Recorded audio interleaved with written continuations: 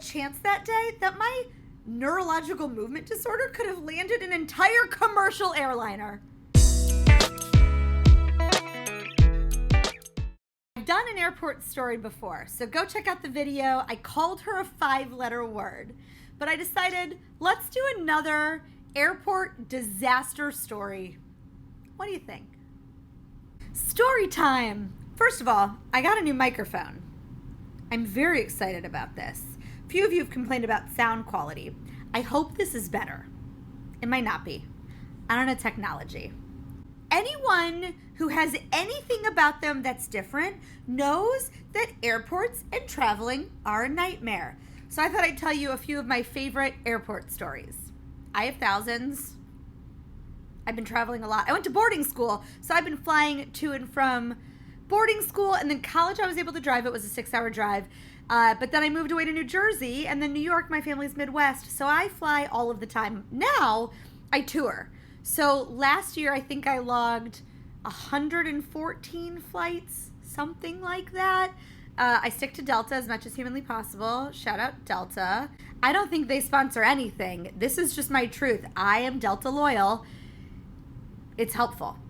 Unless it's like $1 million more to fly Delta, in which case I will fly another airline that I hate. But I will tell you that I have had awful situations with other airlines. I've had a few with Delta, but overall they're much better. So here's an airport story, and it's about how you shouldn't wink at a customs agent, even if it's from Tourette's. So I talk about this in my stand-up all the time, but I was coming back from a gig, I think in Canada, so international, but like, you know what I mean, not really. And people hate me when I say that, by the way. This happened on the Dr. Mike channel where we were like, Canada, like, kind of, but like, I know you all don't want to be, but like, you're not far away. Like, I could walk there, right? So anyway, it was late at night. It was probably like 1 a.m. and we landed. The customs line was bananas. I finally got to the front of the customs line. This was before I had any of those things that let me slide right on through. So I was coming back from Canada to the U.S. I finally get to the front of the customs line, and the guy said, the customs agent said, "Are you bringing anything illegal with you into this country?" And I said no. But because I have Tourette's, it looked more like this. "Are you bringing anything illegal with you into the country?" Me, no. And he goes, so you are?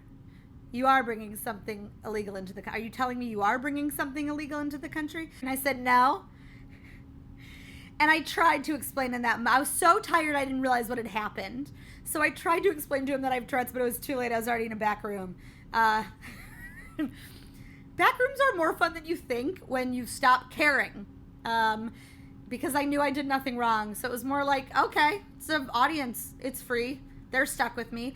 So I essentially do stand-up for an unwilling audience who's not allowed to leave, which is one of my favorite things to do. Ask my family. But they did let me go after a while. I can't remember if it was this time or another time. I've been in back rooms so many times. But one time I made up a song called "Tourette's is not suspicious, but it is delicious." They don't like me. Here's the thing, though. Customs agents are trained to look for nervous behavior. And you know what Tourette's syndrome is? Nervous-looking behavior. I'm not nervous, but I get a little twitchy sometimes. And that checks a little box for them, and I get to end up in a back room with men who don't want to be hanging out with me. But it's a captive audience, so I don't care. I also have had to explain to a lot of gigs who are like, we'll rush you 45 minutes to the airport before your flight. You'll be fine. It's a little airport. And I have to explain to them, 45 minutes is fine for people who don't actually wink at agents or for people who don't look like they're carrying something illegal. But for me, I need the full 2 hours every time. This one is from when I was much younger. I was a teenager and I was flying back from boarding school. So many stories of traveling and flying, but this one stands out in my head. So when I was younger, and I don't do this anymore, I feel like at this point, unless I'm going to be yelling from Tourette's or barking, I don't give anyone a warning. I just don't feel like it. But when I was in high school, I would board every flight early, and I would say to the flight attendant, I have something called Tourette's syndrome. Sometimes I yell things, sometimes I make noises, sometimes I bark. I'm okay. You don't need to panic.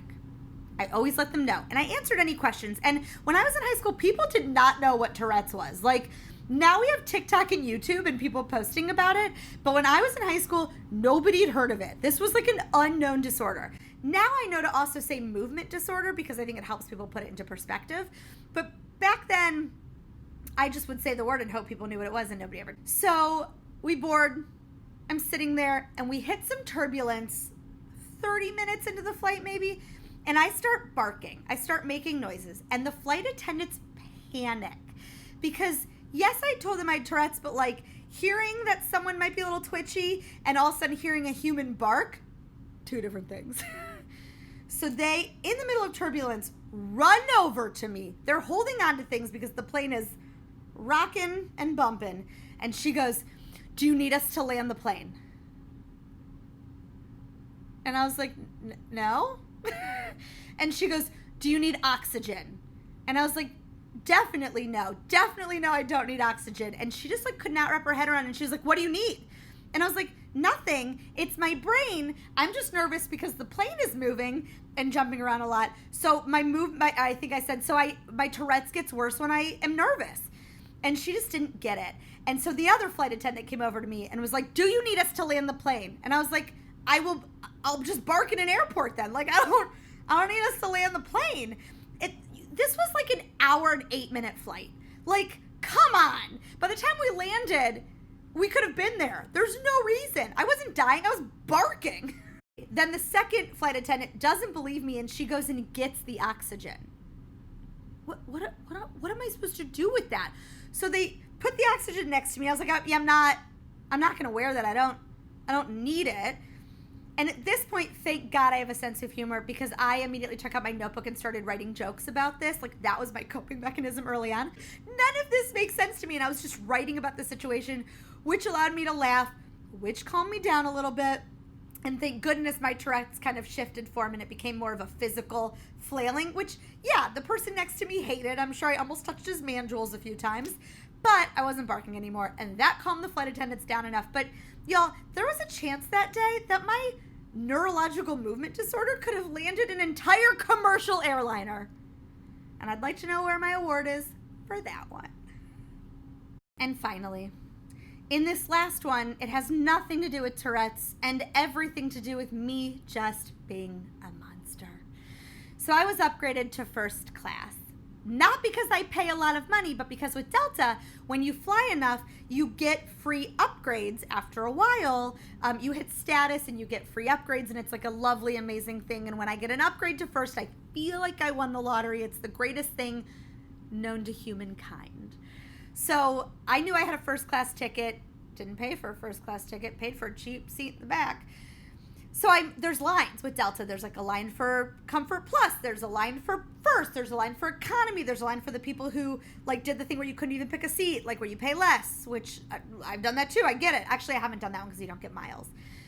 But I've done every type of Delta ticket. But because I was upgraded, I got in the line for first class. And I was in the front of the line, very clearly.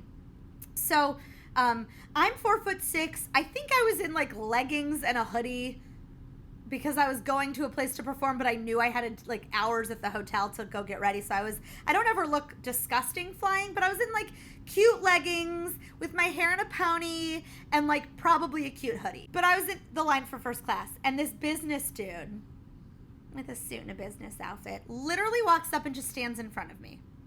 Nothing. I was like, "Oh, hey, like I'm actually in line."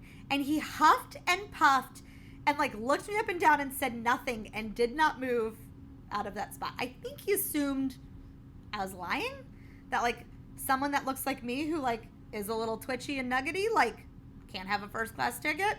I don't think so. So it was incredibly rude. They called for us to board right then. He of course went first because he had a sense of urgency. Here's the thing. If he had had a disability or something, he would have pre-boarded. So this was the line for first class, right? Like, I'm not being rude. This is not like that woman to me. He just felt like he got to cut me. That's fine. I'm going to let it go. So, of course, because someone somewhere has a sense of humor in the way the world works, I was seated next to him in first class. And I'm twitching a little bit. And I was a little annoyed with this man. So I'm like twitching, and he goes, "You nervous? You new to flying?" Like condescending. Like it sounded like I fly all the time because I have tons of money. I wipe with hundreds. Like, you must be new and poor and accidentally up here. And I'm a jerk. So I said, I can't believe I did this. This makes me a monster. Please don't judge me. I said, "Oh, no. I fly all the time, but I just had a dream last night that this plane goes down." And then I watched him put his headphones on, and I watched his whole world unravel. And I sat there, I would say victoriously. Like, don't be condescending, or I will put on my evil hat, which I have. And I hate doing it. That's not true. I love doing it. It felt great. We didn't crash. But he hated me. But I also feel like you do you. So what airport stories do you have? Here's what I've realized. I've said this a million times. I have Tourette's. You probably don't. If you do, let's compare. But like, you probably don't. But everybody has something that makes you feel on the periphery, that makes you feel on the outside, that makes you feel different. Everybody has something. And I feel like airports are that place that bring it out. So what are your airport stories? Drop them below. I want to hear about it. If you've got ideas or questions for me for future videos, drop them below. I try to engage as much as I can on the comments. I love that we're creating this little community of weirdos. Thank you for hanging out with me. You do you. Because whatever is weird or different about you is what makes you you, and you add something incredible to this world. And you can still laugh at it. That's okay. I do it every day.